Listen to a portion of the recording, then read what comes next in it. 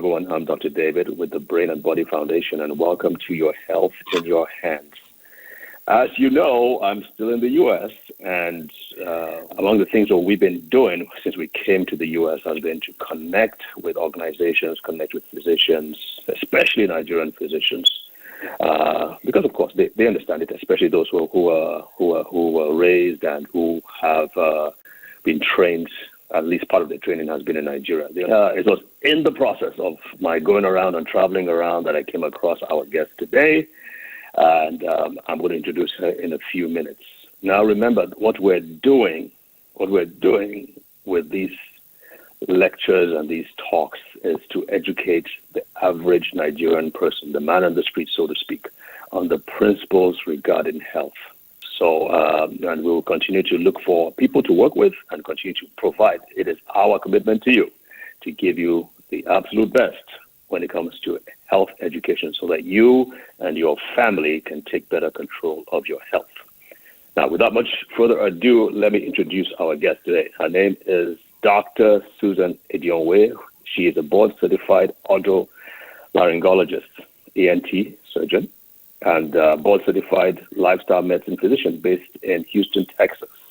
She specializes in sinus disease and general head and neck disorders, as well as lifestyle wellness. She is currently in private practice in the Houston area and was recently voted top doctor in her specialty in the Houston area. Wow, it's fantastic.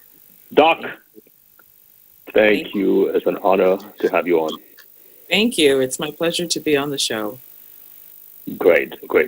So let's talk a little bit about what you do. I know skull base, ENT, that's a lot of stuff. Just give us an idea of what you do on a daily basis and what your interests are. So what I do as an ENT is mainly I'm a sinus specialist. So I work with people who are suffering from any kind of sinus issues, smell disorders, whether it is, you think you have allergies or you maybe even have something worse, such as a sinus tumor. That is where my jurisdiction is. The primary surgery that I perform is sinus surgery. I also do surgeries that involve removing tumors. I also do surgeries such as repairing CSF leaks. And what a CSF leak is your brain and your nose, they sit side by side. And if there's a communication through the brain into the nose, you'll get a leak of brain fluid. And that is cerebrospinal fluid leak. Okay, got it. Exactly. So if somebody has that, that is something that I repair. And then aside from my, sinus things, I still do general ENT. I remove thyroids, problematic thyroids. I treat thyroid disease. I treat all kinds of tonsil disorders, mouth disorders, reflux even. Our jurisdiction as ear, nose, and throats, anything from here above, safe to say we can manage it. That is a lot. Wow. And this is probably going to take us into several other discussions, but that's fascinating. One of which, and I know it's not for this time, is autism. I'm pretty sure, because we see a lot of kids with autism in our foundation, and I'm pretty sure you probably have to do a lot with tonsillectomies, adenoectomies, and how about ear infection and all that good stuff, right?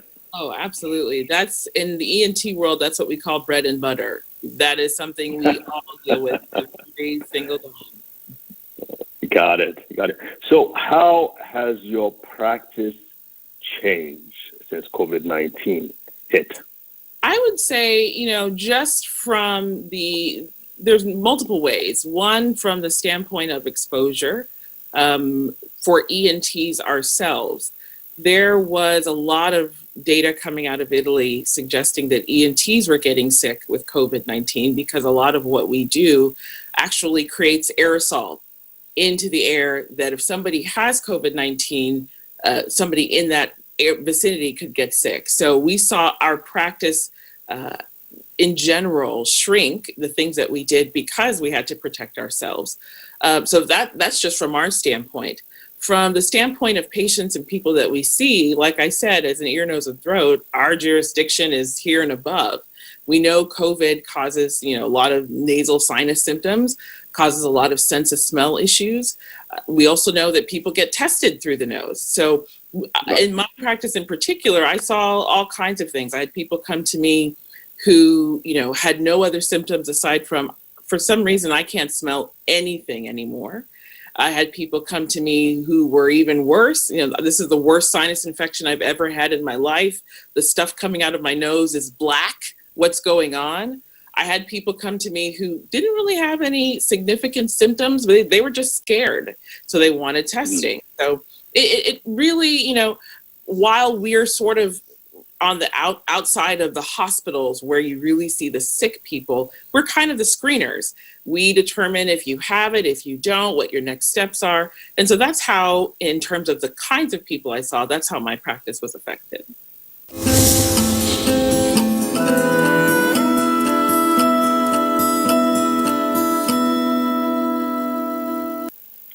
That's interesting.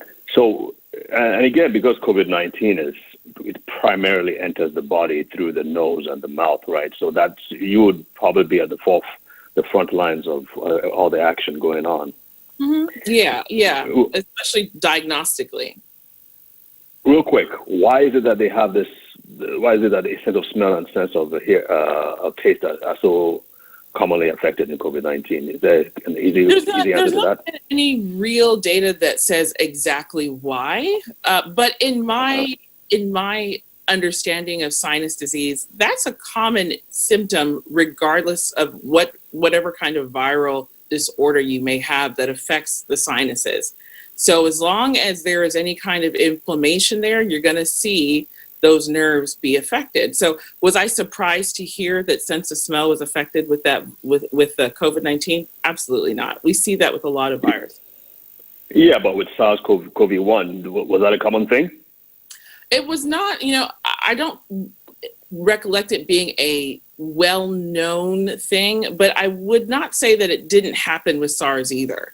I think that the difference between SARS and COVID-19 now is we're so hyper-focused on the symptoms that every single thing we're saying, oh, this is COVID, this is COVID. But if we really were to go back, we probably would find that sense of smell changes is something that is quite common with a lot of other viral disorders. And even with COVID, it's not 100%. I've seen many people who do not have any sense of smell changes. In fact, we know one of the problematic things with COVID is that you can be asymptomatic. You can have the positivity and yet not have a single symptom. So the sense of smell changes aren't 100%. And that's why I think we're hyper-focused on it because we're so hyper-aware of COVID and what it can do. But I really do think that you'd see it in any viral disorder. Okay. All right. Fair enough. All right. Today's topic is about stress and how it affects the brain and body, right? And you are a lifestyle medicine physician. I didn't even know there could be a board certification for that as well. So that's pretty cool. And you are very passionate. I can see from your bio and other things that you're very passionate about educating people, especially, I know you've been on the radio for about 2 years in the Houston area. And of course, with the Nigerian physicians, with an advocacy group, which is not exactly AMPA, right? An advocacy group. Maybe you can touch on that a little bit. But we do want to make sure that we get into how stress affects the brain and body, especially during this COVID-19 period, and what we Nigerians, those of us living in Nigeria, need to know specifically. Absolutely. Absolutely. Yeah, you mentioned lifestyle medicine. Yes, and it's something that is a relatively new field, but the wonderful thing is that the complex of medicine is understanding more and more that we have started to focus more on treating diseases with medications and not really getting to the heart of a disease. Looking at lifestyle, looking at how you can really be preventative. If you give people insight into why they even develop their high blood pressure or their heart disease, if you give that to them early, you will start to see behaviors change. And so that's where this complex of medicine is really going. And that's why the American Board of Medical Specialties has even allowed for lifestyle medicine to become something that we can certify in. Unfortunately, when I was training, the things that I've learned through lifestyle medicine weren't exactly emphasized when I was a medical student or even when I was a resident. Right. But I've Me neither. You right? So, but when we look at how medicine initially started with Hippocrates, do you know Hippocrates, he used to prescribe exercise, he used to prescribe diet changes. Those were key to how medicine used to really be looked at, as how do we look at the lifestyle and then change behavior in order to curb disease. So that was really why I even wanted to certify in lifestyle medicine. And then once I did, some of the pillars of lifestyle medicine include sleep, understanding sleep wellness, exercise, plant-based diet. And then another pillar that really has my attention, which is what we're talking about today, is stress.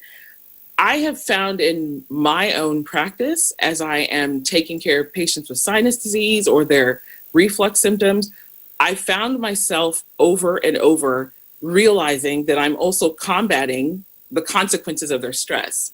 So I'll give an example. I have a patient who, she often sees me for her throat symptoms. One of the things that we as ear, nose, and throat physicians treat is something called silent reflux. And what that is you get hoarseness, you feel like something is stuck in your throat, you're constantly throat clearing. It can be very debilitating for some people. They don't want to talk, they don't want to eat. So she came to see me, and I quickly realized that she was a very anxious somebody, just hyper wired, everything was causing her to be anxious and tearful. So I initially tried to treat her just with what we normally do, which is reflux medication. We do a scope where we look at your vocal cords and make sure that there's no cancer or tumors. And then we treat you with reflux medication. She kept coming back and we were not making improvement. And finally I said, I'm not going to get you better until you handle your stress, because this is what I'm up against. And she... Wait. Hang on a minute. How do you know she was going through stress? Because it was stress related. I could tell from her behavior, and I started to probe. And that this is really on a physician to be very inquisitive and to be observant about what the patient is experiencing. So after seeing her a couple of times, I said, something is going on in her family life, in her social dynamic, and I'm starting to see that in her behavior. And so I probed and I said, what's going on? Are you under a lot of stress? And then, she became tearful. Yes, I'm going through so much. And after we talked, I said, this is what we've been missing. I'm not able to get your throat symptoms to go away until you control your stress. And that was the first time she heard that. She said, well, what does my stress have to do with my throat? And so I had to explain to her, stress is not just a feeling. It is a chemical process in our bodies. And that chemical process has been shown to be very detrimental, including to our gastrointestinal system. So in her case, her reflux was really being exacerbated by her uncontrolled stress. And so when I really kind of showed her, hey, you're thinking it's just emotions, but this is actually what's hurting your throat, she had to really take it seriously. And she did. And I use her as an example because I'm very proud of the fact that she got that information and she took it seriously. She went to seek a counselor. She really put a lot of effort into controlling her stress. And for the first time in maybe 6 months, after her doing that and incorporating the medication, her throat symptoms finally resolved. So now she always tells me, every time I see her, sometimes if she falls off the wagon, she'll come back to me just for my support, but she already knows what she has to do. She'll tell me, Dr. Adionwe, I know my stress is out of control. And the minute it started to happen, my throat symptoms came back, my reflux is back. And I tell her all the time, you know what you need to do. You know what the number one thing is here. We got to control your stress again. She'll go back to her counselor. She'll get back on her medication. And every single time she controls her stress, her symptoms resolve.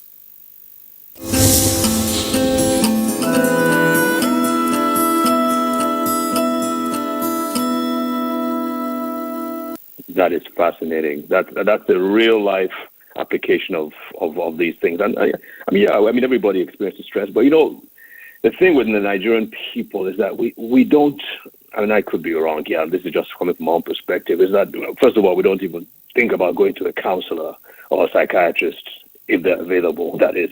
for stress. I mean, everybody deals with stress, right? I mean, especially if you're in Lagos, you're going to deal with a lot of stress, and you just live with it. So I know we were talking about this prior to the program. Let's take us through the quote-unquote pathophysiology and break it down for us. The way a fifth grader, as they say, would understand it. How does a simple thing as having friction between myself and my spouse, how does that lead to things like hypertension and stroke and kidney failure and all those things? So the first thing we need to understand is, why do we even have a stress response? Because it is created in our body for a reason. And that stress response was really meant to be a self-limited, a very periodic response to danger, or to a reason for us to have what we call a fight or flight response. So let's say you are somewhere and you perceive a threat to your life. Your body is going to start to release certain hormones, particularly two. One called adrenaline, one called cortisol. Cortisol is the primary one, but your body will release those hormones as a way to shut off certain systems that are not needed right now, and to increase other symptoms that you are going to need to run. So for example, when that cortisol and adrenaline get released, your heart rate goes up, your blood pressure goes up. You're going to need to get blood to your body. You're going to need to get your heart pumping in preparation to run.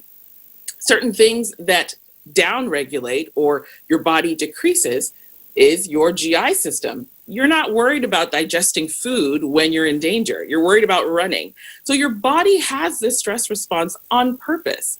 Now, the reason why we see this response become a problem is when you experience a stressor that you don't control, as opposed to that response being very limited, being very quick, just to help you escape danger or preserve your life. Now that trigger, such as a marital issue, for example, it keeps that stress response going on and on and on. And that's not what that response was designed to do. So if you and your spouse have been fighting for 6 months or more, and every day you wake up, you are angry, you're stressed, unfortunately, that response is still triggered every day. That cortisol, that primary hormone, is still going. And now what was meant as a very temporary response has become a chronic response.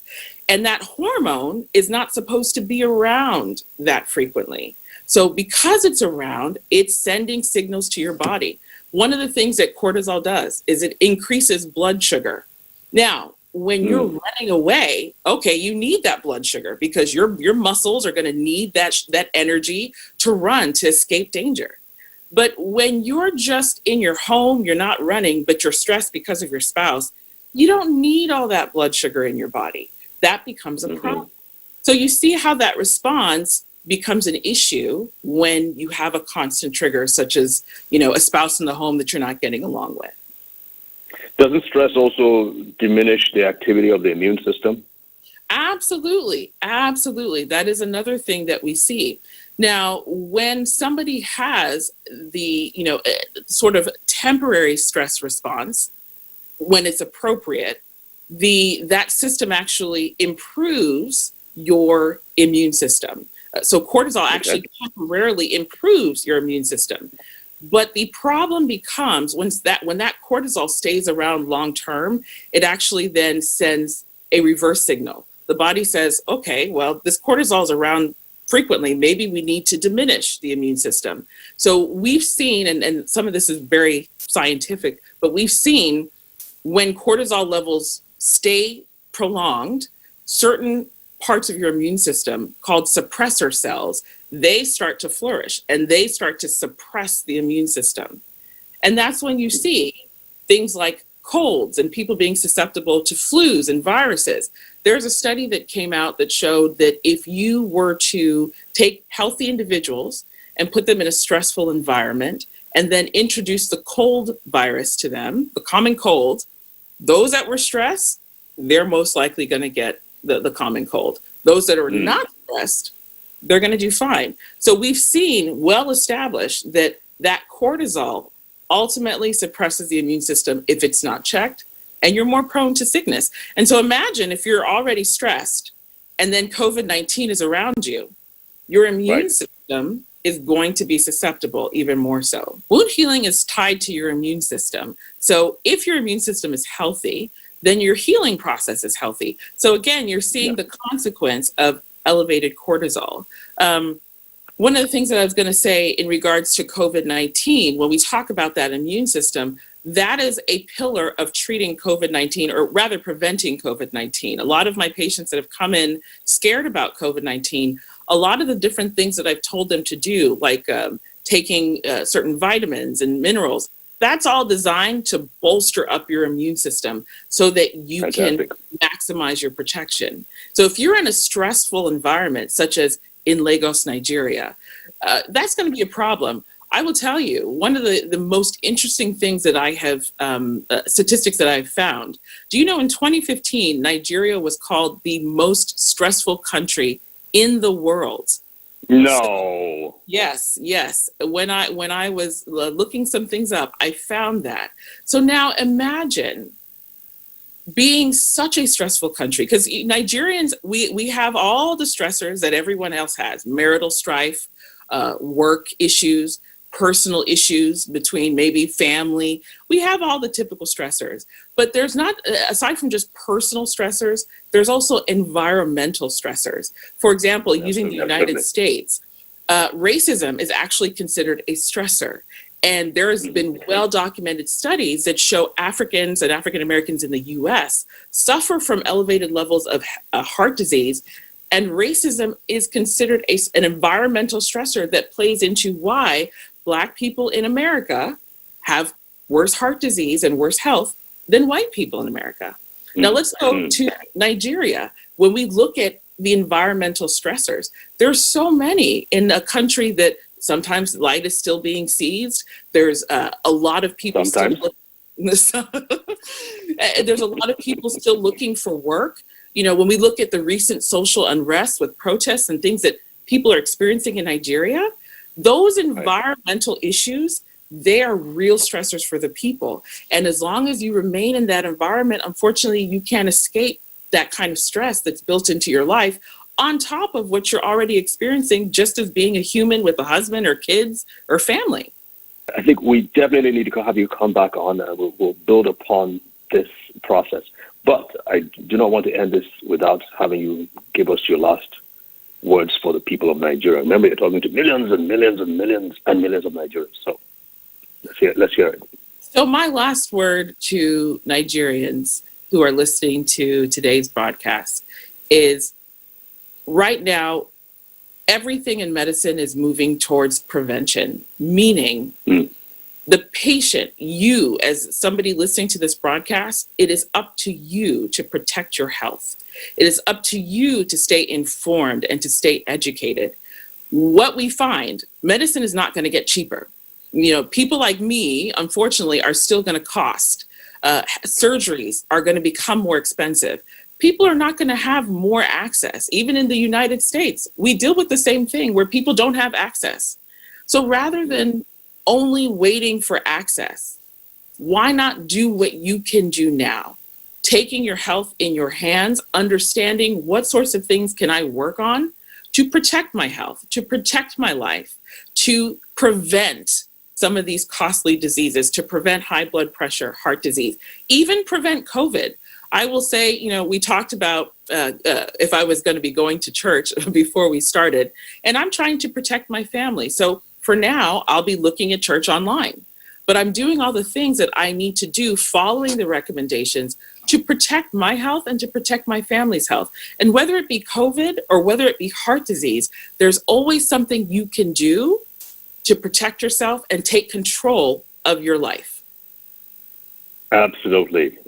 Couldn't have been better said. Thank you so much, Dr. Susan Edionwe, and we will look forward to having you on soon. In the meantime, stay safe, stay healthy for your patients and for us Nigerians as well. So God bless. Thank you again for having us. Thank you. Thank you. Thank you for being on. My goodness. Okay, take care. Bye-bye then. And folks, we will see you next week. Join us every week for Your Health in Your Hands. Remember, these videos are archived. They are on the NTA website. They are also on our website, brainandbodyfoundation.org. And you can go and catch up on a lot of those videos. God bless. Stay safe. Stay healthy. Bye.